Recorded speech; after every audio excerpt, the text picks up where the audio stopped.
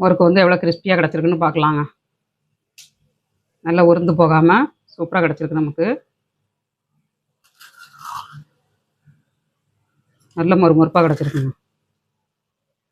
இந்த மாதிரி நீங்களும் ட்ரை பண்ணி பாருங்கள். சூப்பராக இருக்கும் டேஸ்ட்டும்.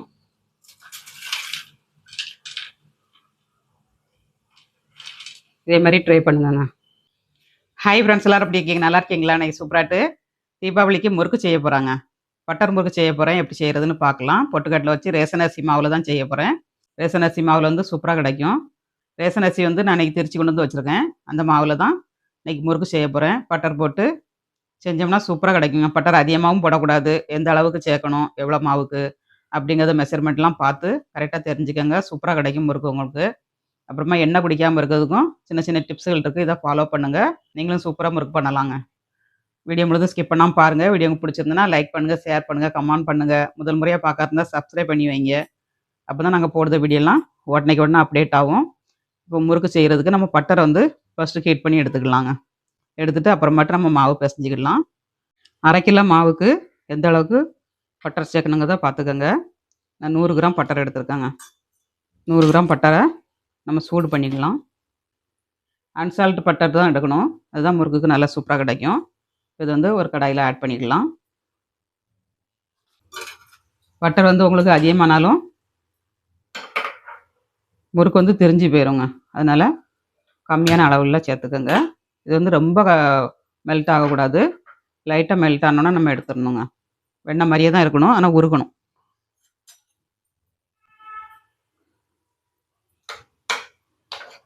இந்த மாதிரி கட் பண்ணி விட்டுருங்க.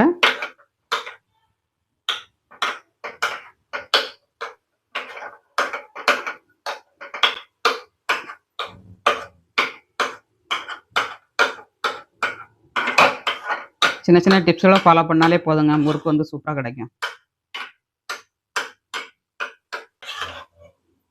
இந்த சட்டியில் இருக்க கீட்டிலே நமக்கு வந்து மிச்சம் இருக்க வெண்ணெய் உருகிரும். நம்ம அடுப்பு ஆஃப் பண்ணிடலாம். அடுப்பு ஆஃப் பண்ணியாச்சு. இது ஒரு ஓரத்தில் இருக்கட்டும். மாவு வளர்ந்து எடுத்துக்கலாம். இந்த மாதிரி ஒரு சல்லடை எடுத்துக்கோங்க.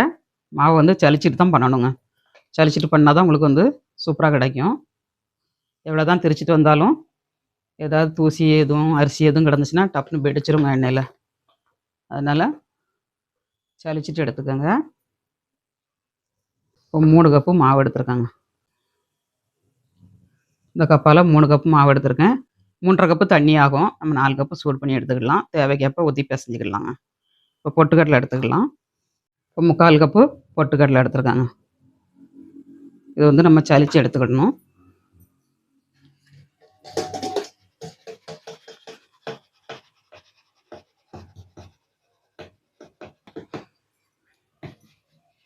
சலிக்கும் போதே நமக்கு மாவு வந்து ஒன்றா மிக்ஸ் ஆகிருச்சிங்க. இந்த மாதிரி சலிச்சிங்கன்னா மாவு வந்து நமக்கு மிக்ஸ் ஆயிரும். கட்டியும் எதுவும் இருக்காது. பொடி கண்ணு சல்லடை இருக்குது பாருங்கள், அந்த சல்லடையில் வச்சு சலிச்சிக்கோங்க.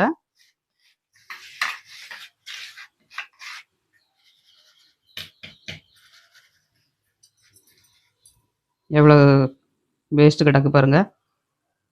இதனால தாங்க சலிச்சிட்டு நம்ம பண்ணணும். சலித்து எடுத்தாச்சு. நல்லா மாவு மிக்ஸ் ஆகிருச்சு. இப்போ இது கூட தேவையான பொருள் நம்ம சேர்த்துக்கலாம்.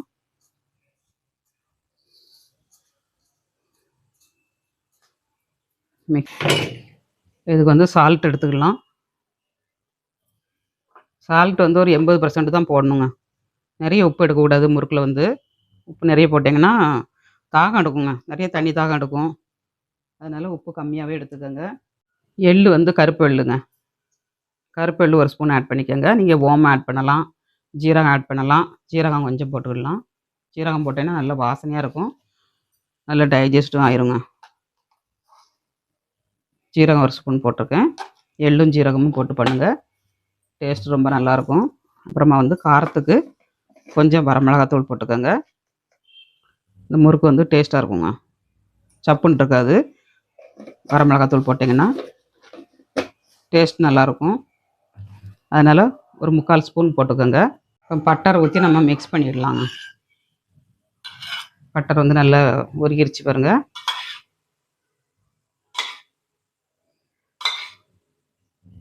ஒரு 4 ஸ்பூன் ஊற்றிருக்கேன் பெரிய ஸ்பூனுக்கு. இதை நல்லா நம்ம மிக்ஸ் பண்ணிவிட்டு மாவு பதம் எப்படி இருக்குன்னு பார்த்துட்டு அப்புறமா நம்ம சேர்த்துக்கலாம்.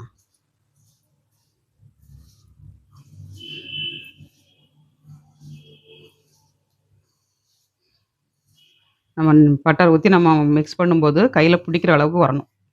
அதுதான் கரெக்டான பதம் இதுக்கு வந்து.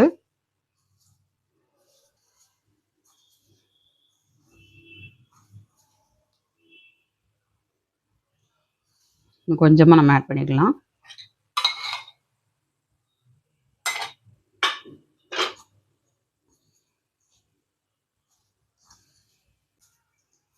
இப்போ பட்டர் போட்டு நல்லா மிக்ஸ் பண்ணியாச்சு.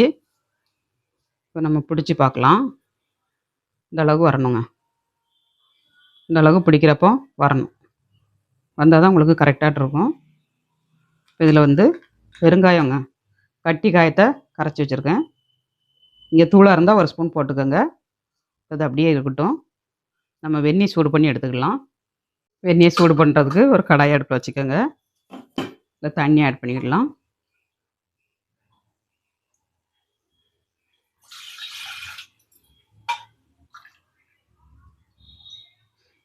ரெண்டு, 3, அப்புறமா 4ங்க. 4 கப்பு தண்ணி வச்சுருக்கேன். நம்ம இதுக்கு நல்லா சூடாகட்டும். நல்லா ஹீட் ஆகணுங்க. கொதிக்கிற பக்கம் வரணும். கொதிக்கக்கூடாது. கொதிக்கிற பக்கத்தில் நம்ம எடுத்து நம்ம ஊற்றி மிக்ஸ் பண்ணணுங்க. இடியாப்பம் மாவு புளியும் பாருங்க, அந்த மாதிரி இப்போ செஞ்சு எடுத்துக்கணும். சூடாகட்டும். தண்ணி நல்லா பபிள்ஸ் விட்டு வந்துருச்சு பாருங்க. இந்த மாதிரி பபிள்ஸ் விட்டு வந்தோன்னா நம்ம அடுப்பை ஆஃப் பண்ணிடணுங்க. இப்போ நம்ம ஊற்றி பிசைஞ்சிக்கிடலாம்.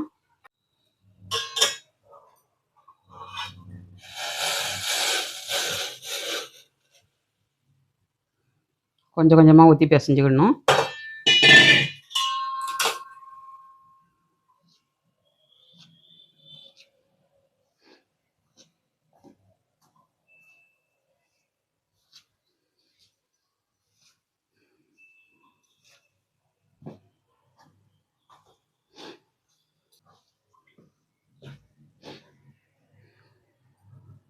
இன்னும் கொஞ்சம் ஊற்றிக்கிடலாம் தண்ணி.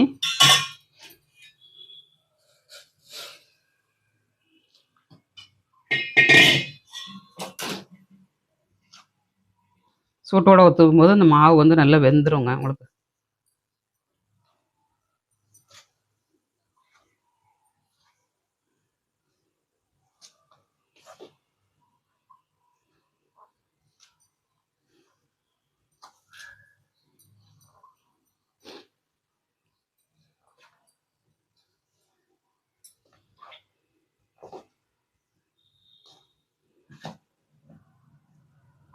இன்னும் கொஞ்சமாக ஊற்றிக்கலாம்.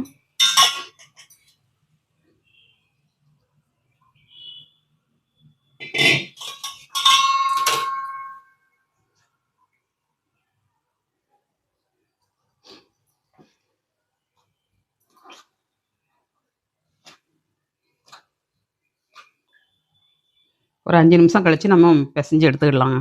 ரொம்ப சூடாக இருக்குது. உடனே நம்ம கை வைக்க முடியாது. ஒரு 5 நிமிஷம் கழிக்கட்டும். கொஞ்சம் ஆற விட்டு நம்ம பிசைஞ்சு எடுத்துக்கணும். லைட் சூடாக இருக்கும்போதே பிசைஞ்சிடணும். ரொம்ப ஆறுனதுக்கு அப்புறம் பிசையக்கூடாது.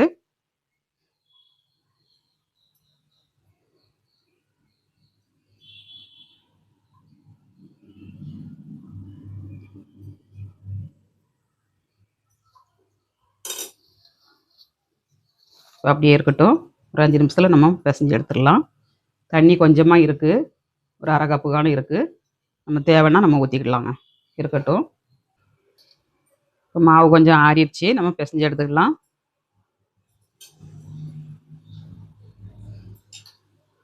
கொஞ்சம் மாவை நம்ம வேறு பாத்திரத்தில் எடுத்துக்கிடலாங்க. இதை பிசைஞ்சிட்டு அப்புறமேட்டு நம்ம போட்டு பிசைஞ்சிக்கிடலாம்.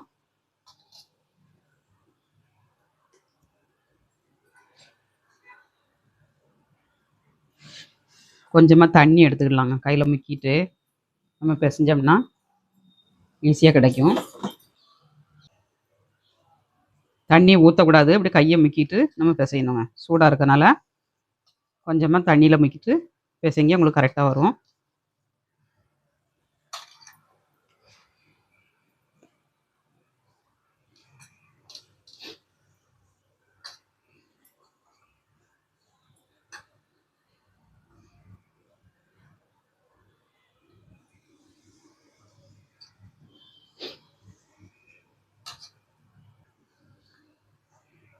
கொஞ்சமாக தண்ணி ஊற்றிக்கிடலாம். நம்ம எடுத்து தண்ணி கரெக்டாக இருக்குங்க. இதில் பாதி தண்ணி, அந்த மாவுக்கு பாதி தண்ணி ஊற்றினோம்னா சரியாக இருக்கும்.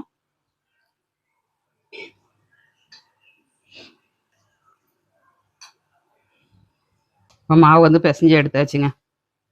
இந்த மாதிரி இலக்கமாக பிசைஞ்சு எடுத்துக்கோங்க. ரொம்ப கஷ்டமாக புளிகிற அளவுக்கு இருக்கக்கூடாது, ரொம்ப ஹார்டாக இருக்கக்கூடாது. மாவு வந்து இந்த அளவுக்கு லூஸாக இருக்கணுங்க. இப்போ இதை கையில் எடுத்துகிட்டு மிச்சம் இருக்க மாவையும் பிசைஞ்சு எடுத்துக்கலாம்.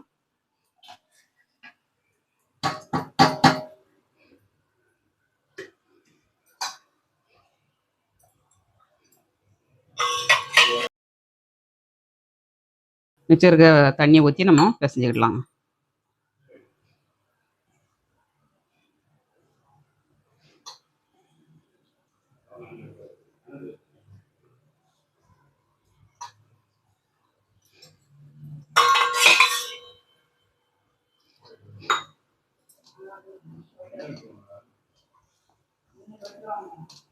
இப்போ நல்லா பிசைஞ்சாச்சு.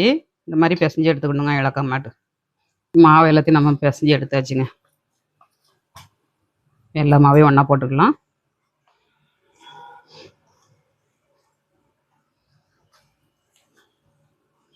தண்ணி வந்து நம்மளுக்கு கரெக்டாக இருக்குங்க. பாருங்க, இந்த அளவுக்கு கரெக்டாக எடுத்துக்கோங்க. சப்போஸ் உங்களுக்கு தண்ணி காணாமல் இருந்துச்சுன்னா கொஞ்சம் சூடு பண்ணி ஊற்றி பிசைஞ்சிக்கோங்க. அதே மாதிரி மாவு வந்து முறுக்கு வந்து உங்களுக்கு பிரிந்து போனாலும் கொஞ்சமாக அரிசி மாவு போட்டு பிசைஞ்சிருங்க, கரெக்டாக வரும் உங்களுக்கு. இப்போ நல்லா பிசைஞ்சாச்சு. கொஞ்சம் சூடான எண்ணெய் ஆட் பண்ணிக்கிடணுங்க. ஆட் பண்ணிங்கன்னா முறுக்கு வந்து நல்லா மொறுமொறுப்பாக கிடைக்கும். சூடான எண்ணெய் கொஞ்சம் ஆட் பண்ணிக்கிடலாம். அடுப்பில் வந்து எண்ணெய் ஹீட் பண்ண வச்சுருக்கேன். எண்ணெய் நல்லா ஹீட் ஆயிடுச்சு. கொஞ்சமாக எடுத்து மாவில் ஆட் பண்ணிடலாம். ஒரு கரண்டி ஊற்றினா போதும், சூப்பராக கிடைக்கும் உங்களுக்கு. இது பிசைஞ்சு எடுத்துக்கிடலாம். சூடான எண்ணெய் ஊற்றியாச்சுங்க. பார்த்து கை வச்சுக்கோங்க, கையில் பொத்துறாமல். அடியிலேருந்து மாவை கொடுத்து இப்படி பிசையணும்.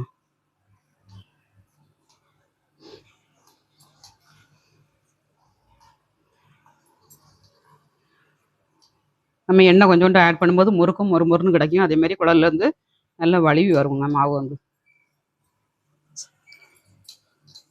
அதனால் இந்த மாதிரி பிசைஞ்சிக்கோங்க. மாவு தயாராகிருச்சுங்க. நம்ம புளிஞ்சு எடுத்துக்கிட வேண்டியதான். எண்ணெயும் சூடாக இருக்குது.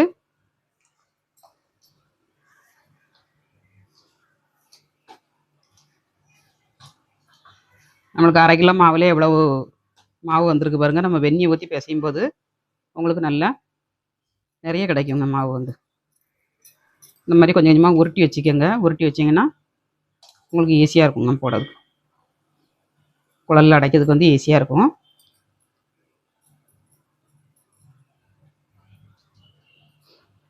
முறுக்கில் வந்து காரம் அதிகமாக தேவைனாலும் கூட கொஞ்சம் காரம் ஆட் பண்ணிக்கோங்க.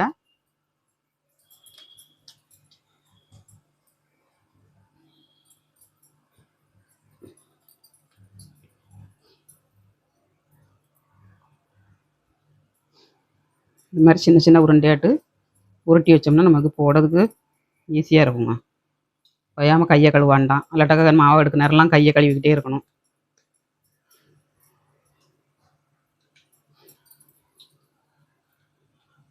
உருட்டி எடுத்தாச்சுங்க. இப்போ நம்ம புளிஞ்சு எடுத்துக்கலாம். முறுக்கு குழலில் வந்து அச்சு இந்த மாதிரி தான் இருக்குங்க, பித்தளை குழலில் வந்து. அதோட கொஞ்சம் பருங்கண்ணா வேணும்னா நம்ம இந்த மாதிரி ஈயத்தில் உள்ள கண்ணை போட்டுக்கிடணும். இந்த மாதிரி போட்டிங்கனாலும் உங்களுக்கு சூப்பராக கிடைக்குங்க. இதாக இருக்கு பாருங்க, பித்தளை சில்லுங்க. இந்த குழலில் உள்ள சில்லு இதுதான். இதை வச்சே பண்ண போகிறேன். இதை மாட்டிக்கிடலாம். இந்த மாதிரி மாட்டிட்டு நம்ம உள்ளுக்குள்ளே முறுக்கு மாவை அடைச்சிடணுங்க.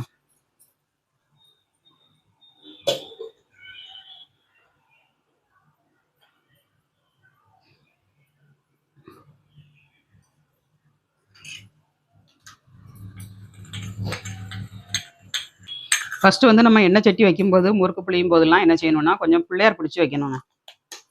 எங்கள் அம்மாலாம் அப்படி தான் செய்வாங்க. அதனால் ஒரு பிள்ளையாரை பிடிச்சி வச்சுக்கிடலாம். நம்ம ஃபஸ்ட்டு இந்த மாதிரி ஒரு உருண்டை மாவை எடுத்து இப்படி உருட்டிட்டு இப்படி பிள்ளையார் மாதிரி பிடிச்சி அடுப்புக்கிட்ட வச்சுக்கிடணுங்க.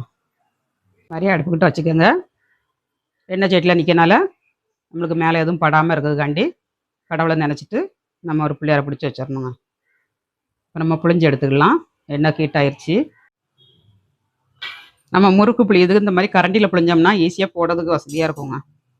கரண்டியில் புளிஞ்சு எடுத்துக்கலாம். இந்த மாதிரி சல்லடை கரண்டி இருக்கு பாருங்க, அதுலன்னா இந்த மாதிரி பிளேட்டில் நம்ம புளிஞ்சு அப்படியே போட்டோம்னா விழுந்துருங்க. ரெண்டுலேயும் புளிஞ்சு காட்டுறேன் உங்களுக்கு.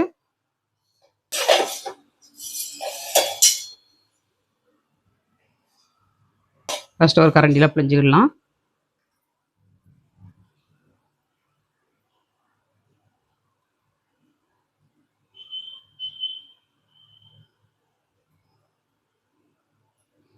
இந்த மாதிரி புளிஞ்சிடணுங்க.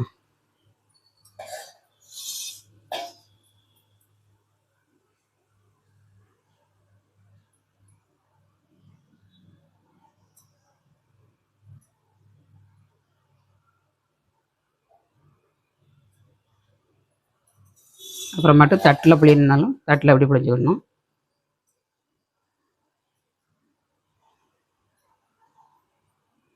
இந்த மாதிரி புளிஞ்சிங்கன்னா ஈஸியாக கிடைக்குங்க. நம்ம இப்போ எண்ணெயில் போட்டுக்கலாம். இப்போ எண்ணெயில் இந்த மாதிரி கரண்டி வச்சுட்டு நம்ம அப்படியே போட்டுக்கணுங்க.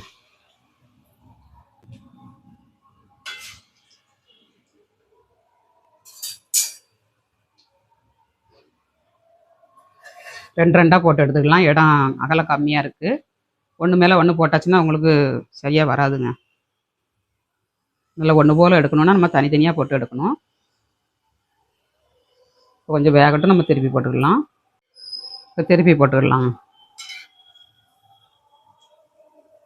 திருப்பி போட்டாச்சு. கொஞ்சம் வேகட்டும், நம்ம எடுத்துக்கலாம். அது வேகிறதுக்குள்ளே நம்ம அடுத்தால ஒரு கரண்டி புளிச்சு வச்சிடலாங்க. திருப்பி போட்டுக்கலாம்.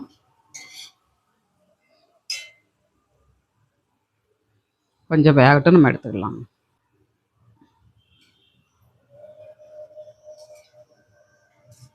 சலசலப்பெல்லாம் அடங்கிருச்சு, நம்ம எடுத்துக்கலாம்.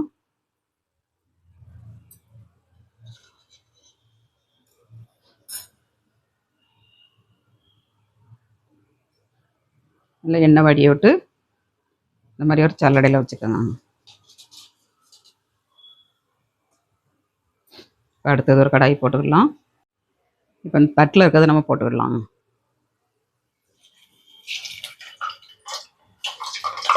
இந்த மாதிரி போட்டுடணும். தட்டில் இருக்கிறது ஈஸியாக போட்டாச்சு. இப்போ நம்ம கரண்டியில் இருக்கிறத போட்டுக்கலாம். இப்போ திருப்பி போட்டுக்கலாம். திருப்பி போட்டாச்சு. கொஞ்சம் வேகட்டும், நம்ம எடுத்துக்கலாம். எண்ணெயோட சலசலப்பு அடங்கிருச்சு, நம்ம எடுத்துக்கலாம். நல்லா கிறிஸ்பியாட்டு எப்படி கிடச்சிருக்கு பாருங்க முறுக்கு. அருமையான சுவையில் முறுக்கு ரெடிங்க.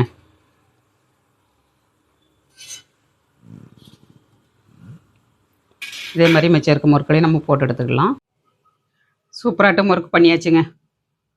பொட்டுக்கடலை முறுக்கு சூப்பராட்டு பண்ணியாச்சு. இந்த மாதிரி நீங்களும் தீபாவளிக்கு ட்ரை பண்ணுங்கள். இந்த மாதிரி ஒரு ஏர் கண்டெய்னர் டப்பாவில் வச்சு நம்ம மூடி வச்சோம்னா ஒரு மாதம் வரைக்கும் நம்ம வச்சுருந்து சாப்பிட்லாங்க. நல்லா மொறுமொறுப்பாக இருக்கும், டேஸ்ட்டும் அட்டகாசமாக இருக்கும். கொஞ்சம் ஆற விட்டு நம்ம மூடி வைக்கணுங்க. அப்படி மூடி வைக்கக்கூடாது. அடியில் ஒரு நியூஸ் பேப்பராவது ஏதாவது விரித்து நம்ம போட்டு அதுக்கு மேலே நம்ம முறுக்கு தட்டி வச்சுக்கணுங்க. இல்லை ஒரு பிளாஸ்டிக் கவரில் போட்டு வைங்க, சூப்பராக கிடைக்கும் உங்களுக்கு. கெட்டே போகாது. நல்லா மொறுமொறுப்பாட்டு கிறிஸ்பியாட்டு முறுக்கு பண்ணியாச்சுங்க.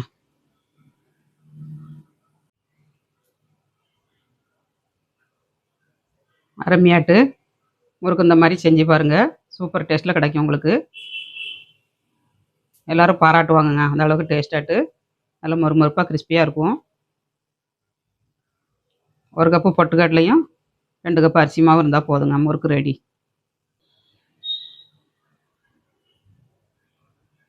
முறுக்கு வந்து எவ்வளோ கிறிஸ்பியாக கிடச்சிருக்குன்னு பார்க்கலாங்க. நல்லா உருந்து போகாமல் சூப்பராக கிடச்சிருக்கு நமக்கு. நல்ல மொறுமொறுப்பாக கிடச்சிருக்குங்க. இந்த மாதிரி நீங்களும் ட்ரை பண்ணி பாருங்கள். சூப்பராக இருக்கும் டேஸ்ட்டும்.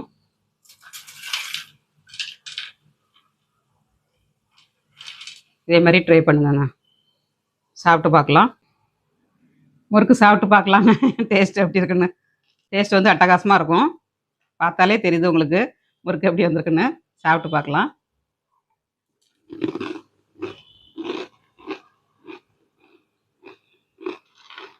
முறுமுறுப்பாக இருக்குங்க.